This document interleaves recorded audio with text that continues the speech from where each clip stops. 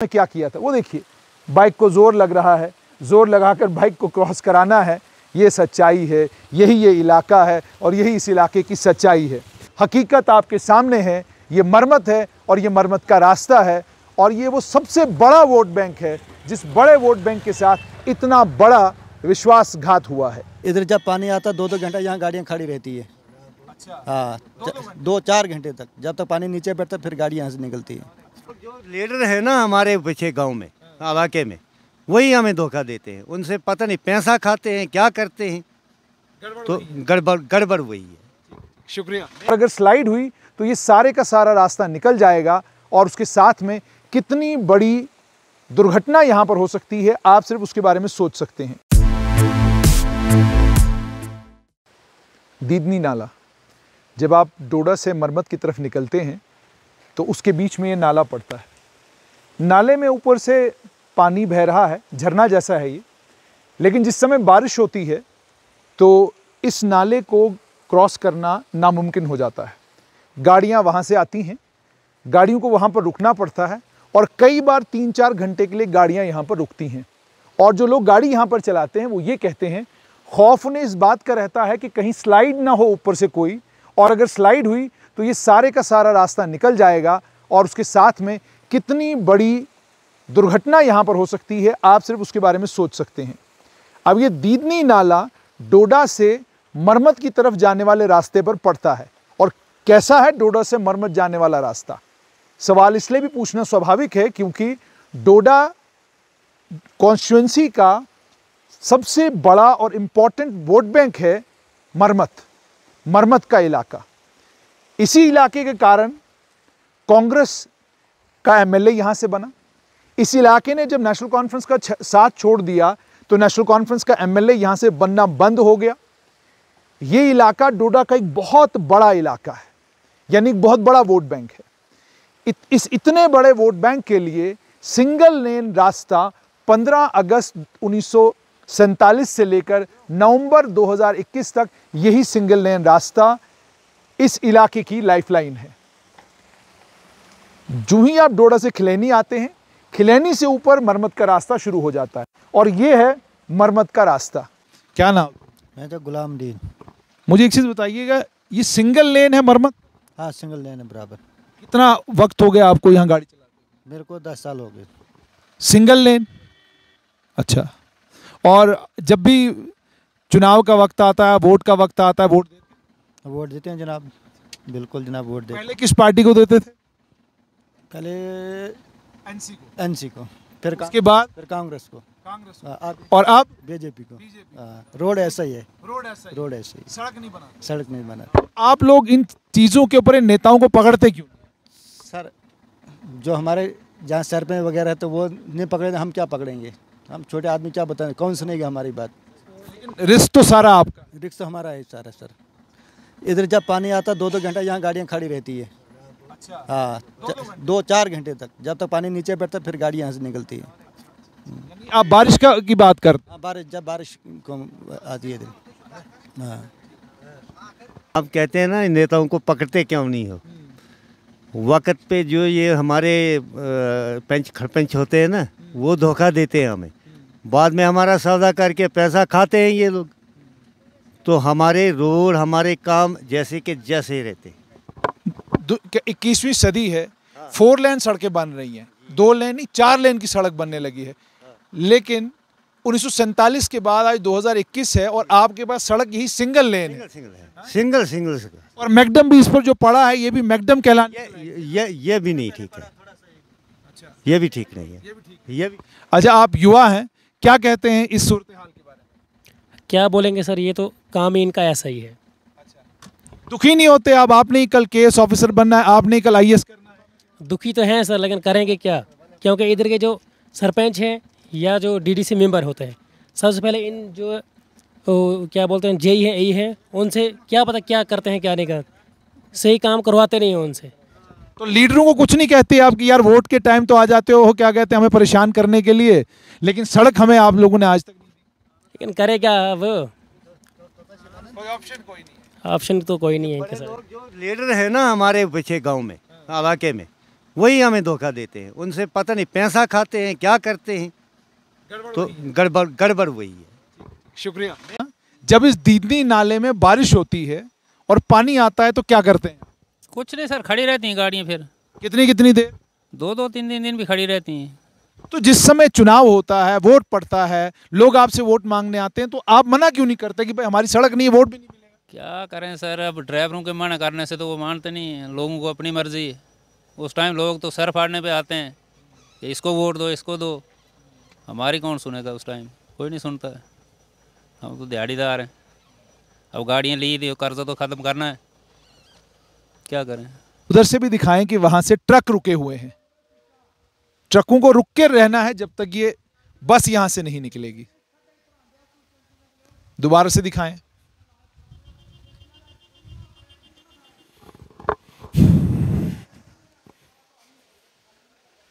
एक सड़क है ये? और नहीं सर, बहुत बुरे हाल होते हैं इधर हमारे। ये सिंगल लेन कितने सालों से? जब से हमारी जितनी उम्र है तो इतनी चल रही है। अच्छा, तो वोट डालते समय आप लोगों को क्यों नहीं बोलते? बोलते हैं कि ये उधर से पुल बनेगा पार के लिए, पर बना नहीं अभी तक। कितने साल हो गए सुनते हुए पुल बनेगा? यही 20-25 साल हमारी उम्र हुई, इतने साल। कितने साल हो गए? इधर तो जब ये बारिश पड़ती है इन पत्थरों के ऊपर से होता पानी। पत्थरों के ऊपर हाँ, ना इधर लोग क्रॉस हो सकते हैं, ना कोई गाड़ी नहीं, कुछ नहीं। रुक के रहना पड़ता 2-2 घंटे वो पार। फिर गाड़ियाँ कुछ ख़राब हो जाती इतनी पानी में जाके। हाँ, हो सकता है जब चिनैनी, सुध महादेव, डोडा किश्तवाड़ वाला रास्ता मुकम्मल हो जाए, उस रास्ते के मुकम्मल होने के बाद मरम्मत के लोगों के दिन फिर जाएं। लेकिन सवाल ये है, 67 साल जो सरकारें जम्मू कश्मीर में रहीं, उन सरकारों की प्राथमिकता क्या सिर्फ मरम्मत के लोगों का वोट था? क्या उन सरकारों की प्राथमिकता ये सड़क नहीं थी, ये रोड नहीं थी? किसने रोका था 2014 तक यहां पर जितने भी राजनीतिक दल हैं, उन दलों को, इस इलाके के लोगों को डबल लेन सड़क देने से? क्या इन पहाड़ों ने रोका था? क्या ये पहाड़ थे जो प्रदर्शन कर रहे थे, जो ये कह रहे थे कि जी हमें 4 लेन या डबल लेन सड़क नहीं चाहिए? या सरकार की प्राथमिकता नहीं थी यहां सड़क बनाना? या सरकार को कभी लगा ही नहीं कि मरम्मत के लोग, जो नेशनल कॉन्फ्रेंस का भी वोट बैंक रहे, जिस मरम्मत के लोग जो कांग्रेस का भी वोट बैंक रहे, दोनों पार्टियों का वोट बैंक होने के बावजूद मरम्मत के लोगों के पास अगर है कुछ तो सिंगल लेन रास्ता। धर्म, जाति, समुदाय, autonomy, self rule, greater autonomy, रायशुमारी, ये सारे नारे लगाकर इन सारे स्लोगन्स को इस इलाके के लोगों तक तो पहुंचाया गया, लेकिन इस इलाके के लोगों को अच्छी सड़क नसीब नहीं हुई। आप डोडा से जब खिलैनी पहुंचते हैं और खिलैनी से जब आप मरम्मत की तरफ मुड़ते हैं, तो आपको मन में ये बात होती है कि डबल लेन रास्ता होगा, बड़ा खूबसूरत रास्ता होगा, क्योंकि ये तो सबसे ताकतवर वोट बैंक वाला इलाका है। यही इलाका तो डिसाइड करता है कि डोडा की असेंबली क्षेत्र में जीतेगा कौन बनेगा एमएलए, ये इलाका तय करता है। तो ये इलाका तो हर कांग्रेस के नेता की प्राथमिकता रहा होगा, नेशनल कॉन्फ्रेंस के नेता की प्राथमिकता रहा होगा, और 2014 के बाद 3.5 साल जो बीजेपी की सरकार रही, उस सरकार में यहाँ के एमएलए की प्राथमिकता रहा होगा। लेकिन नहीं, जब आप इस इलाके में आते हैं और इस इलाके की सड़क को देखते हैं और फिर यहाँ पर चलने वाली बाइकों को देखते हैं कि एक सवार को उतारना पड़ता है, उसके बाद जाकर आप दीदनी नाला क्रॉस, वो सामने देख सकते हैं आप। ये हालत है, और ये वही वोटर है, ये वही मतदाता है जिस मतदाता ने कांग्रेस को भी वोट दिया, बीजेपी को भी दिया, नेशनल कॉन्फ्रेंस को भी दिया, लेकिन इस मतदाता के पास चलने के लिए रास्ता नहीं है। सवाल यहाँ पर यह है कि जो राजनीतिक दल आज ये बात करते हैं कि जम्मू कश्मीर में हम लोगों ने हमारे दौर में इनकलाब लाया था, हमारे दौर में यहाँ का ह्यूमन डेवलपमेंट इंडेक्स बहुत अच्छा था, हमारे दौर में यहाँ की जीएसडीपी बहुत अच्छी थी, हमारे दौर में यहाँ पर कमाल हो रहा था, उन राजनीतिक दलों की सच्चाई और वो जो बोल रहे हैं उसमें सत्य कितना है, वो अगर देखना है तो आप डोडा के दाएं बाएं किसी भी इलाके में निकल जाइए, सच्चाई आपको मालूम पड़ जाएगी। मरम्मत के इस इलाके की तरफ जब आप आते हैं और ये सिंगल लेन रास्ता देखते हैं, तो आप उस सवाल का जवाब देते हैं कि जनाब, आपके दौर में ह्यूमन डेवलपमेंट इंडेक्स की जो आप बात करते हैं, क्या आप मरम्मत के इस इलाके की बात भी करते हैं? क्या इस मरम्मत के इलाके की सिंगल लेन रोड के बारे में भी बात करते हैं?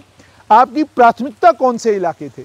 आपकी प्राथमिकता थे आपके इलाके, आपकी कॉन्स्टिट्यूंसी, आपके क्षेत्र, आपका इलाका आपकी प्राथमिकता रहा लंबे समय तक गांधरबल, आपकी प्राथमिकता उसके बाद बदल गई, बीड़वा आपकी प्राथमिकता हो गई। इसी तरीके से आप जितने मुख्यमंत्री आए, जाहिर सी बात है उनकी प्राथमिकता उनका अपना क्षेत्र रहा होगा। पूर्व मुख्यमंत्री और कांग्रेस के नेता गुलाम नबी आज़ाद इसी इलाके के रहने वाले हैं। जब वो मुख्यमंत्री बने तो उस समय प्राथमिकता होना चाहिए था पूरा एरस्टाइल डिस्ट्रिक्ट डोडा, लेकिन प्राथमिकता क्या बना? उनके दौर में भी प्राथमिकता बना एक आधा इलाका, और उसी इलाके पर उन्होंने फोकस किया। और उस इलाके में भी आज आप अस्पताल में चले जाएं, आप उस इलाके में आज आप बाकी स्वास्थ्य सुविधाओं को देखें तो आप सवाल पूछने में मजबूर हो जाते हैं कि आपने अपने दौर में क्या किया था। वो देखिए, बाइक को जोर लग रहा है, जोर लगाकर बाइक को क्रॉस कराना है, ये सच्चाई है, यही ये इलाका है और यही इस इलाके की सच्चाई है। अब सवाल ये है कि क्या आने वाले कल में राजनीति में कोई बदलाव आएगा? ऐसा लगता नहीं।